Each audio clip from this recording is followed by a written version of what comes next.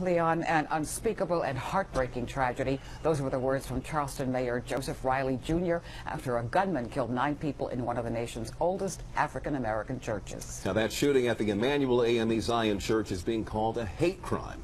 13 hours after the shots rang out, police captured the suspect, Dylan Roth, some 250 miles away in Shelby, North Carolina.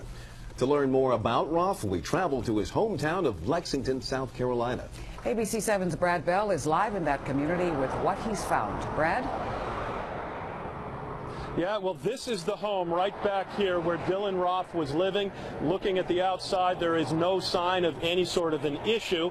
We've talked to some people who lived in the neighborhood, and they say they never saw any problems. They saw a very quiet young man, and they find it hard to believe that he has committed a crime that has shaken an entire nation.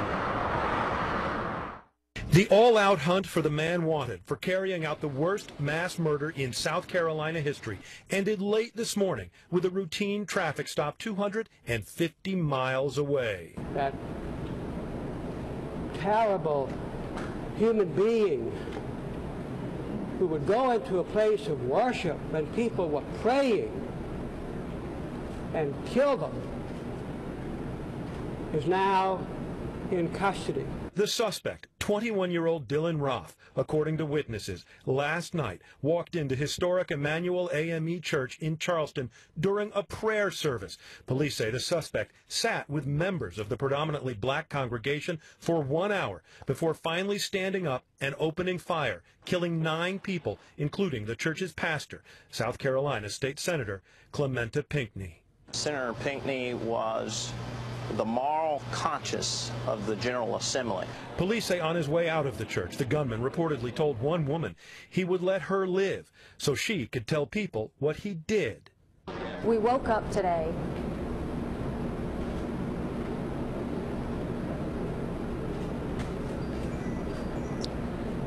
and the heart and soul of South Carolina was broken. Surveillance cameras from Emmanuel captured images of the suspect. He made his getaway in this black Hyundai. Local police and the FBI spent the night looking for the car. They sent out a nationwide alert broadcasting these images and the license plate number of the vehicle. And then late this morning, the car spotted by a passerby in Shelby, North Carolina. A police officer there responded, pulled the car over, and arrested Dylan Roth. What do you have to say? This afternoon, the Charleston community pulling together to breathe a sigh of relief and pray for the families of the victims, a horrific incident that has touched the nation. Now is the time for mourning and for healing. Well, now what we know about young Mr. Dylan Roth is that he bounced around this area. We are now southeast of Columbia. He lived for a while in the town of Lexington, west of Columbia. Didn't do very well in school, it appears. We know he completed 9th grade, attended 9th grade twice, but then may have dropped out of school. We're working on piecing together all of that part of this story. We hope to have that for you coming up tonight at 11. In Eastover, South Carolina, Brad Bell, ABC 7 News. Thank you, Brad. And breaking now in the Charleston church shooting, the suspect has arrived at an airport in Shelby, North Carolina. These are live pictures from outside the airport near Charlotte. He will board a plane there to be taken back to Charleston to face charges in the church shooting. Now, across the nation, many have gathered for prayers. That includes a prayer circle at the foot of the U.S. Capitol steps. Many members of Congress going outside there to take part. The Washington Metropolitan AME Church is planning to hold a vigil at noon tomorrow. President Obama joined the nation in grieving this afternoon over what he called senseless murders, but he also expressed his frustration. I've had to make statements like this too many times. Communities like this have had to endure tragedies like this too many times. We don't have all the facts, but we do know that, once again, innocent people were killed in part because someone who wanted to inflict harm had no trouble getting their hands on a gun. The president acknowledged this is a time for mourning, but said the nation must reckon with the fact shootings like this don't happen with the same frequency in other advanced nations. The nation's most vocal supporter of gun rights, the National Rifle Association, has not yet responded to requests for comment. Interesting side note here, a gun range advertisement spurred some outrage in the shooting's aftermath. Many flooded the Charleston Post and Courier's Facebook page today to complain about an ad that was found right above the story for Ladies' Night at a local gun range.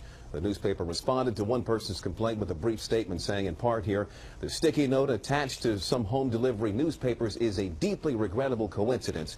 The newspaper apologizes to those who were offended. Last night's shooting casts a spotlight on a visible addition at many black churches in recent years: armed security. First Baptist Church in Glenarden, Maryland, pays uniformed police officers to be in the congregation during church services. Retired D.C. police officer Lowell Duckett, who runs a security company, says his clients include a growing list of churches. Churches used to be a place of safety.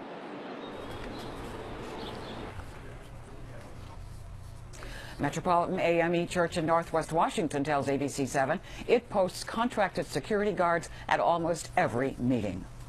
ABC 7's coverage of the Charleston church shooting continues on WJLA.com. It includes a chilling, uncut interview with a cousin of the Reverend Clementa Pinckney about what happened inside Emmanuel AME Church.